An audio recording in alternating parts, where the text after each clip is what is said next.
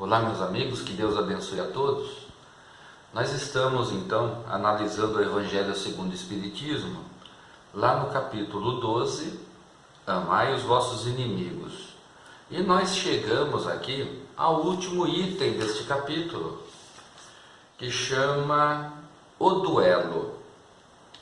É muito interessante a questão desse item, porque existem aqui, deixa eu ver, 1, 2, 3, 4, 5 textos apresentados por espíritos diferentes que auxiliaram na transmissão do conhecimento da doutrina espírita para Kardec, falando a respeito dessa atividade que era comum ao tempo de Kardec,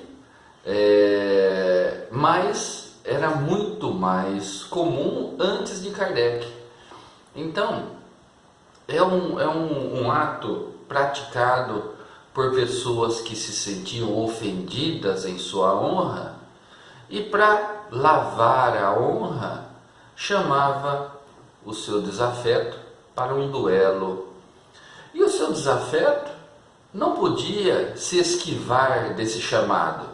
Então, assim, duas pessoas iriam duelar para demonstrar que estava muito ofendida pela ofensa proferida pela outra parte, e a outra que não podia se esquivar daquele chamado, porque seria uma desonra para ele também.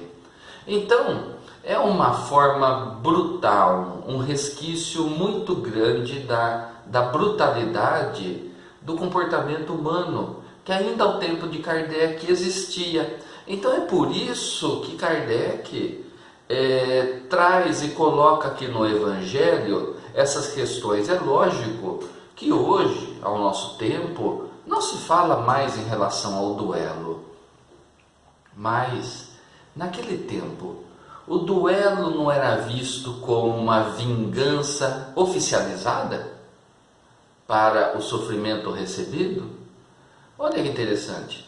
Hoje não existe mais o duelo, mas o comportamento da vingança ainda não está presente nos sentimentos dos homens da atualidade.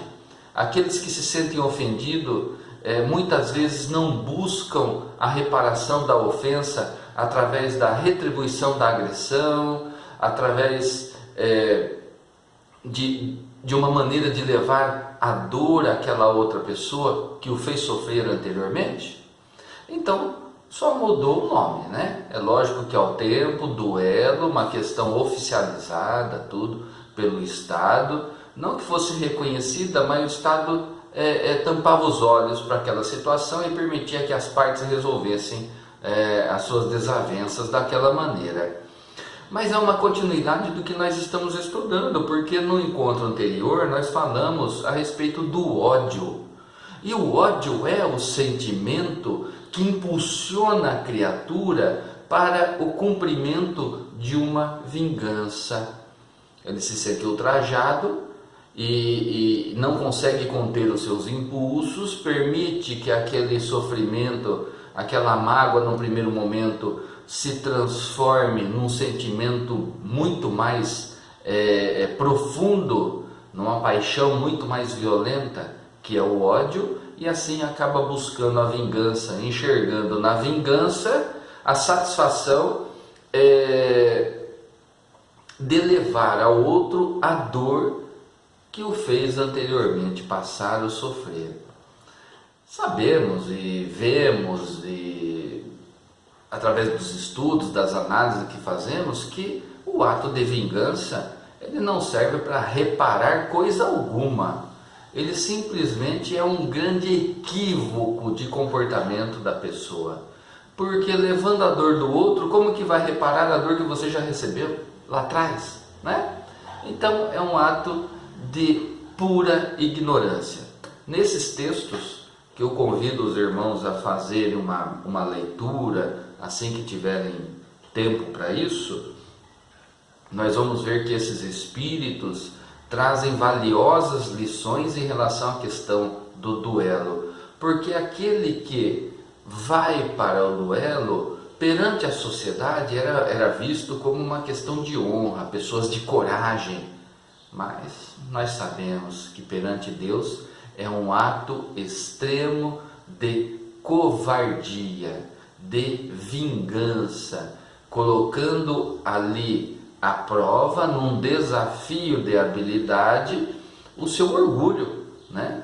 Enquanto que Jesus, ao seu tempo, já tinha ensinado, quando ele disse: se baterem uma face, dê a outra. É nesse sentido de não permitir que um ato de agressão, um ato de dor, ele se propague, ele continue, ele vai para frente. E dessa maneira também não permitir que aquela mágoa que foi causada se transforme em algo muito pior, como o sentimento do ódio e depois o sentimento da vingança. Qual o remédio para todos esses desafios que nós passamos em nossa existência? É a prática da caridade, é o exercício do amor ao próximo. No momento da agressão, no momento da ofensa, da injúria, da calúnia e assim por diante, vamos digerir esse sentimento dentro de nós para não permitir que ele extrapole para o ódio, porque esse é o veneno que nós produzimos em nós mesmos. E quando nós produzimos o veneno em nós, os efeitos do veneno está presente em nós, está presente em nossa essência espiritual, nos nossos sentimentos, e muitas vezes aflora em nosso corpo físico, através de doenças e alguma outra dificuldade nesse sentido. Então, é um remédio a prática da caridade, o sentimento do amor, a prática do perdão, é um remédio para nós mesmos, para nós. Olha só que instrumento valioso que Jesus nos ensinou. Então, nós fechamos este capítulo de hoje, capítulo 12, amai os vossos inimigos. É um convite, é uma proposta apresentada por Jesus como sendo o melhor caminho para tirar o peso desses maus sentimentos que ficam em nós, quando nós elegemos alguém como desafeto, como inimigo e assim por diante. Então, vamos trabalhar, concluindo este capítulo, vamos trabalhar em nós esses sentimentos que nos destroem. Antes de atingir o outro, ele está nos destruindo.